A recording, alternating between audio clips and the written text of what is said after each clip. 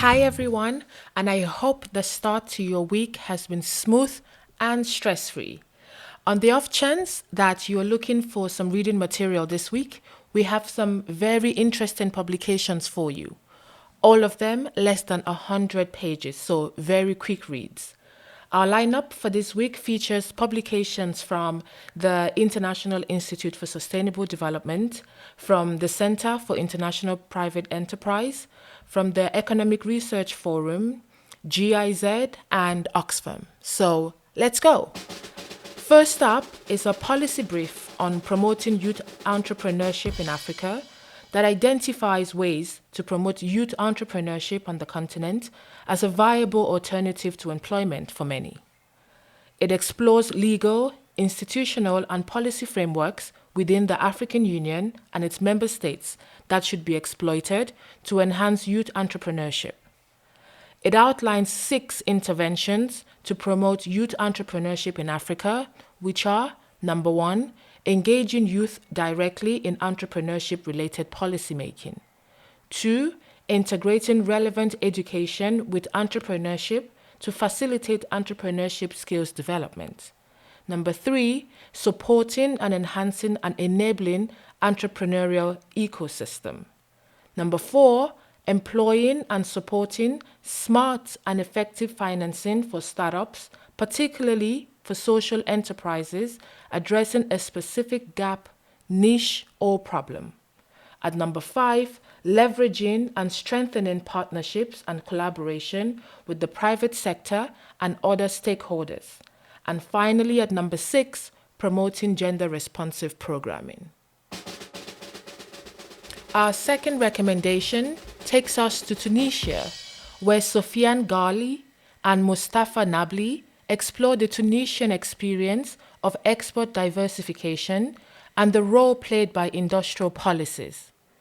It describes the general trends and the dynamics of diversification using a very disaggregated data set on exports for the period 1995 and 2017 for both primary and resource-based products and manufactured products. The paper highlights the successes and failures of the process of diversification and investigates the role of both the horizontal and vertical policies pursued. Most importantly, it presents a novel approach to study the dynamics of diversification and tries to identify the basic reasons behind the success or failure of diversification.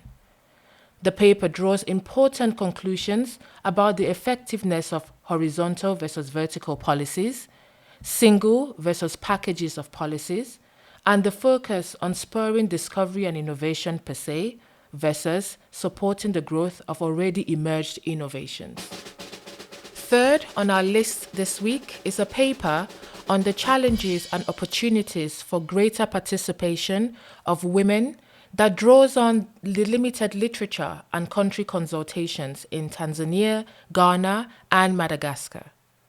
It highlights some of the key bottlenecks to the potential of women not only to actively participate in the artisanal and small-scale mining business, but also to be part of the driving force for responsible and sustainable artisanal and small-scale mining.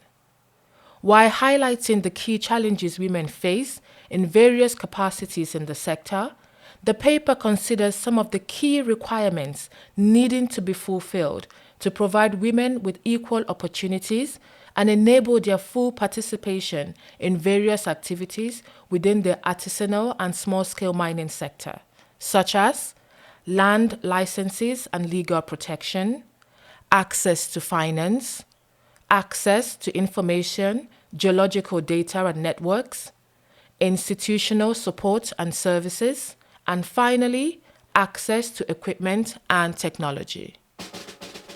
At number 4, we travel to Nigeria, where we explore the effects of the African Continental Free Trade Area on medium, small, and micro-scale enterprises.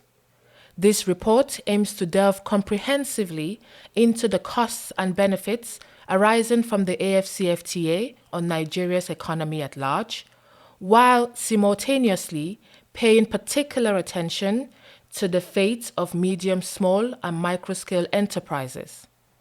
In the production of this report, a representative survey of more than 1,800 medium, small, and micro-scale enterprises in 5 Nigerian states was conducted to evaluate medium, small, and micro-scale enterprises' awareness and preparedness to take advantage of the AfCFTA agreement.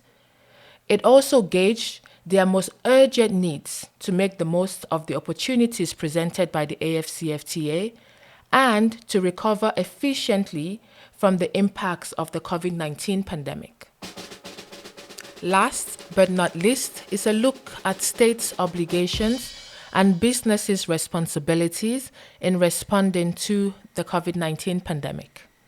The paper titled COVID-19 and Human Rights provides an overview of the issues through the lens of 5 key human rights principles. 1. Equality and non-discrimination.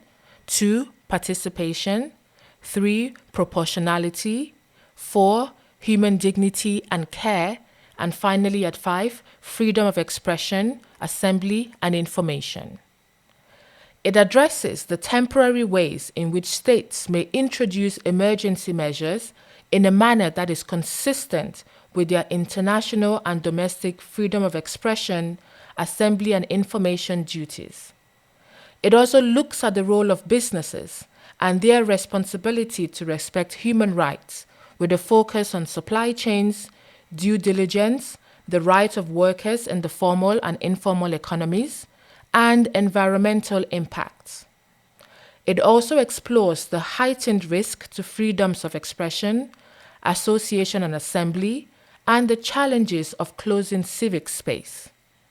It uses human rights framing to assist governments, businesses, and civil society to understand their obligations and ways they can help manage the impact of the pandemic.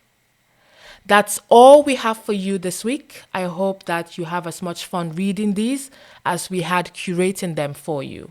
So till next week, stay safe and have a good one.